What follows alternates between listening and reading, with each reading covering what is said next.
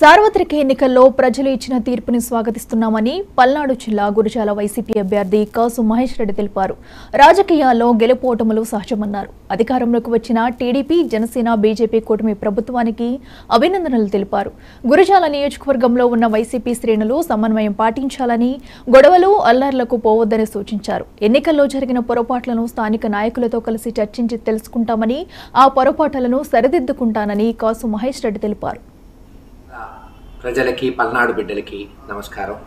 Elections అయిపోయినాయి, results వచ్చినాయి. ప్రజాస్వామ్యంలో ప్రజలు తీర్పునిచ్చారు. తెలుగుదేశాన్ని అధికారంలోకి తీసుకొచ్చారు. వైఎస్ఆర్సీపీని ప్రతిపక్షంలో కూర్చోబెట్టారు. దీన్ని అందరూ కూడా ఆమోదించాల్సిందే. ప్రజాస్వామ్యంలో ప్రజల తీర్పును మించింది లేదు. ఏది ఏమైనా కొత్తగా గెలిచిన తెలుగుదేశం నాయకులందరికీ కూడా శుభాకాంక్షలు తెలియజేస్తున్నాం. గత 5 సంవత్సరాలు చాలా ఆనందంగా గడిచింది. చాలా మంచి పనులు చేయగలిగాం జగన్మోహన్ రెడ్డి గారి నాయకత్వంలో.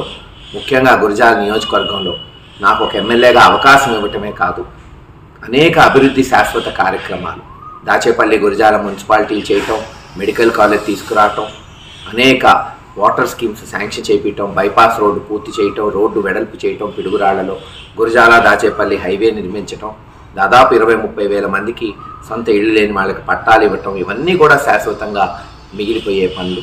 ఇవన్నీ చేయగలిగినందుకు తృప్తిగా ఉంది. సరే, రాజకీయాలు అంటారా, గెలుపు ఓటములు సర్వసాధారణం. గతంలో జరిగింది, ఈరోజు జరుగుతుంది.